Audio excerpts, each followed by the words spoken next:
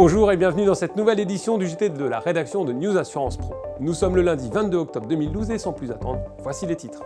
Le dommage résiste mal en 2012 comme nous le verrons dans ce JT avec des premiers chiffres donnés par l'Association française de l'assurance qui a interrogé 62% du marché. Nous vous proposons ensuite en exclusivité la première visite d'une délégation conseil de la Maif qui réorganise actuellement sa distribution et sa gestion de sinistres. Enfin, nous conclurons ce JT avec un résumé du congrès de la mutualité qui se tenait de jeudi à samedi dernier à Nice et qui a vu défiler nombre d'invités de prestige. Alors que les premiers mouvements tarifaires devraient être connus d'ici quelques semaines maintenant, la FFSA et le GEMA ont anticipé en annonçant quelques chiffres sur la sinistralité en auto et en habitation. Et le moins qu'on puisse dire, c'est que même sans catastrophe naturelle, l'année 2012 ne s'annonce pas très bonne. Un sujet de Thierry Gouby et Damien Villain. En fin de semaine dernière, la FFSA et le GEMA ont communiqué une série de chiffres sur la sinistralité des branches automobile et habitation. Sur les 8 premiers mois de l'année, la fréquence est en baisse pour l'automobile, les coûts moyens augmentent mais moins que l'année 2011. C'est le cas notamment en responsabilité civile corporelle qui grimpe de 5%, tout comme le bris de glace. Plus 5%, c'est aussi la hausse du coût moyen des vols. En multirisque habitation, la sinistralité liée à l'incendie est en baisse de 4,8% sur 8 mois, alors qu'elle est en augmentation de 2,2% pour les cambriolages. Mais le point noir reste le dégât des eaux, avec une sinistralité en hausse de 29,9%, notamment à cause de la vague de froid et du gel du mois de février dernier. Le ratio combiné devrait se situer à 102% en automobile et 104% en MRH, une sinistralité qui aura un impact certain sur les tarifs d'assurance en 2013. Au final, FFSA et GEMA tablent sur une évolution des cotisations de 3% en automobile et de 6% en habitation pour l'année 2012.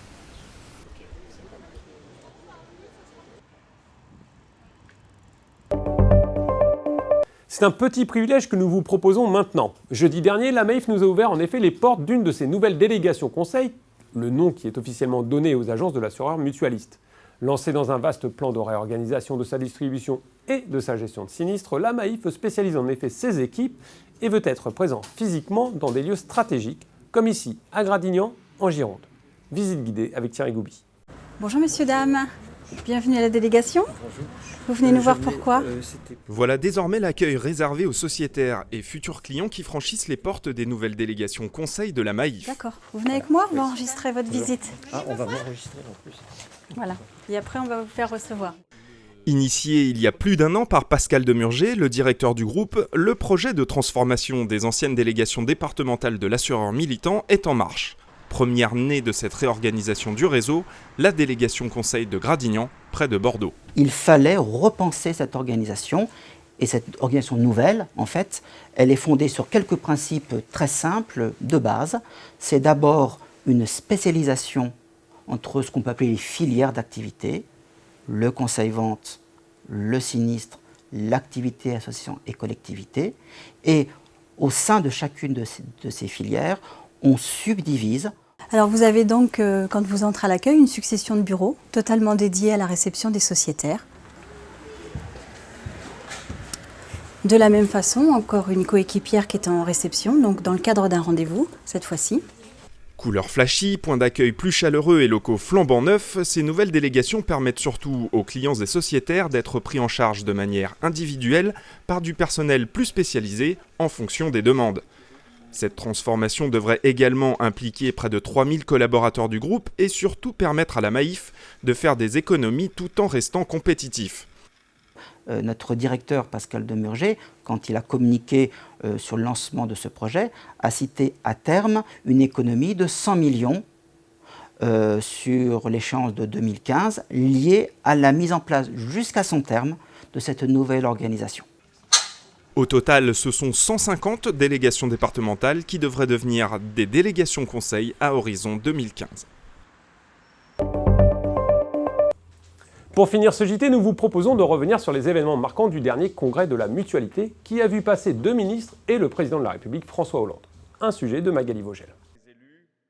Le congrès de la mutualité qui a ouvert ses portes à Nice le 18 octobre s'est clôturé samedi 20 par un discours du président de la République.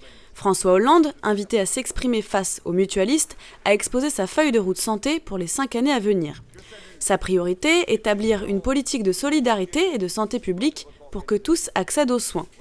Son objectif, des mutuelles pour tous d'ici à 2017. Pour cela, François Hollande veut réformer le système. Il prône une modulation beaucoup plus forte de la taxe applicable aux mutuelles afin que les contrats dits responsables deviennent beaucoup plus attractifs. Le président s'est ensuite exprimé sur les dépassements d'honoraires. Il a confirmé qu'en l'absence d'un accord entre l'UNOCAM, l'assurance maladie et les syndicats de médecins, le Parlement serait amené à légiférer. Une position que la ministre de la Santé a aussi exprimée lors de l'ouverture du Congrès. Marisol Touraine a évoqué l'idée de réformer le code de la mutualité. Elle souhaite une loi pour que les mutuelles puissent conventionner avec des réseaux médicaux et paramédicaux.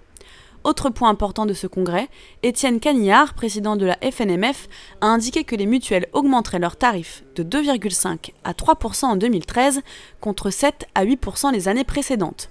Ce congrès se clôture donc sur une note optimiste, reste à passer des paroles aux actes. Avant de nous quitter, sachez que cette semaine, vous retrouvez le JT des réseaux en fin de journée mercredi et dans la newsletter de jeudi. Ce JT est maintenant terminé, je vous remercie une nouvelle fois de votre fidélité au nom de toute l'équipe et vous donne rendez-vous dès la semaine prochaine.